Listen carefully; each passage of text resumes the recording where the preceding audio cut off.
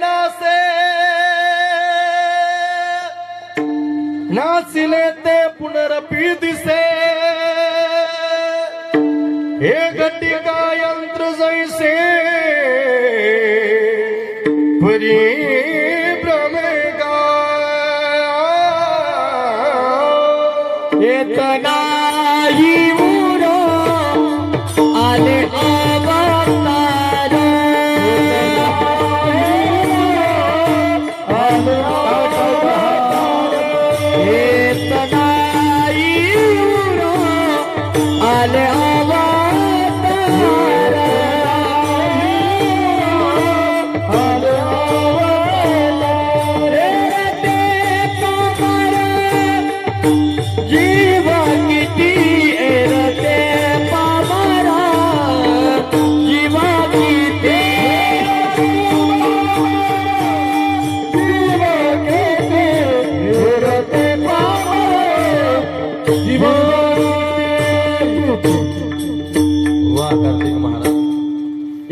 नाही उरो आले अवतार. ज्ञानोबा जसं सांगतात ना, उपजे ते नासे नासिले ते पुनरपी दिसे हे घटिका यंत्र जैसे परिभ्रमेगा. आणि या साकड्यात मर गए पैगंबर मर गए जिंदा जोगी जपी तपी सन्यासी मर गए हकीम रोगी. जपींना तपींना साधू संतांना पिरांना फकीरांना प्रत्येकाला जावं लागलं. जर देवादिकांना जावं लागतंय, संतांना ऋषी मुनींना जावं लागतंय, तसं आपल्याही जीवनामध्ये शेवट ठरलेला आहे. आजा मेला पंजा मेला बाप मसणा गेला.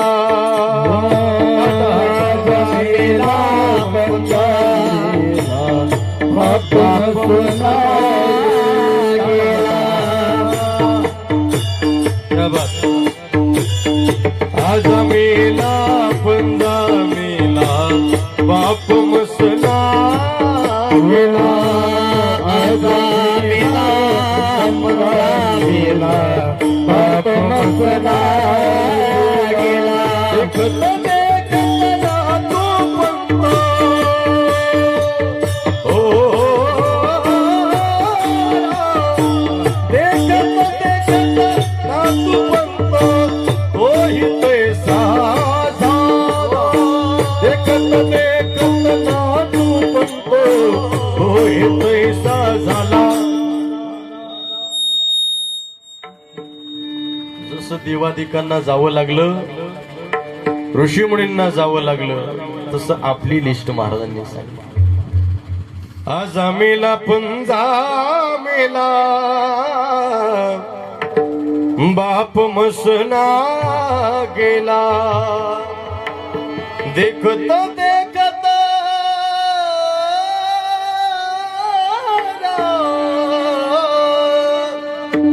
देखत देखत ना तू पंतो तोही तैसा झाला. देखत देखत ना तू पंतो तोही तैसा झाला. मग प्रत्येकाला जायचंय. याकरता संत आपल्याला जाग करतात आणि काय म्हणतात, उठा उठा जागा रे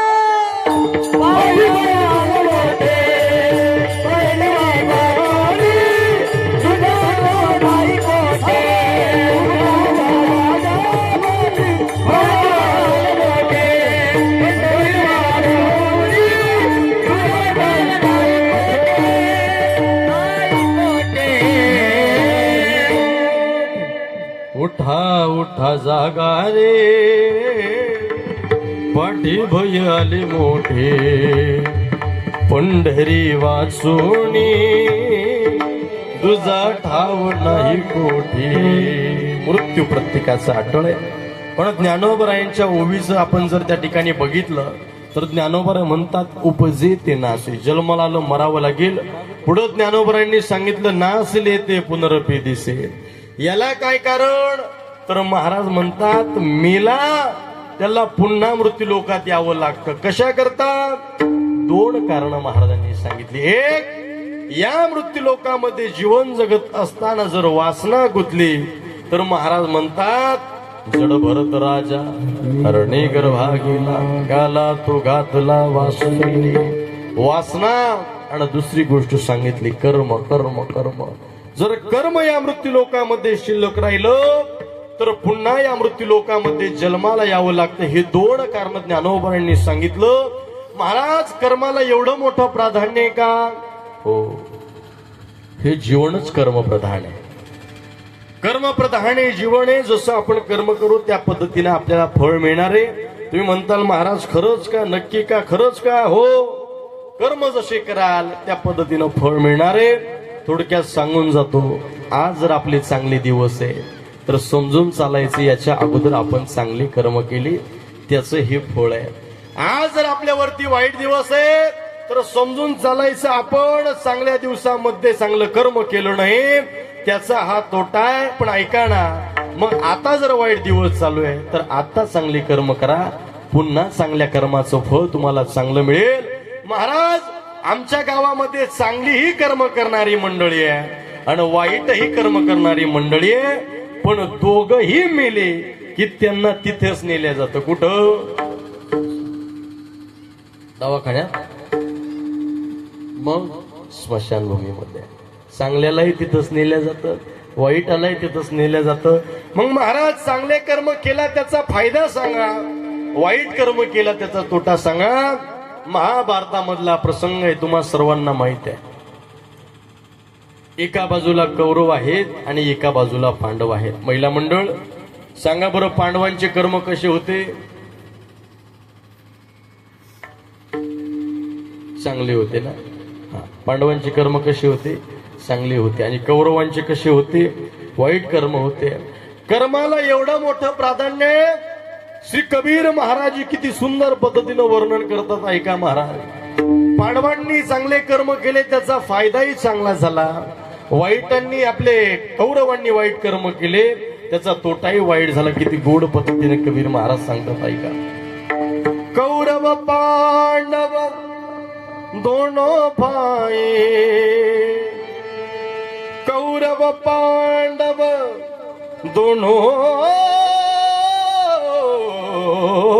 भाई, कौरव पांडव दोनों भाई, एक सच्चा एक झूठा. सच्चा तो वैकुंठ जावे. ऐका बरं, चांगल्या कर्माचं फळ हे आहे. सच्चा तो वैकुंठ जावे, झूठा नरक में बैठा. सच्ची बात कबीर जी की, निंदा मत करना किसकी. सच्ची बात कबीर जी की, निंदा मत करना किसकी. सच्ची बात कबीर जी की, निंदा मत करना किसकी.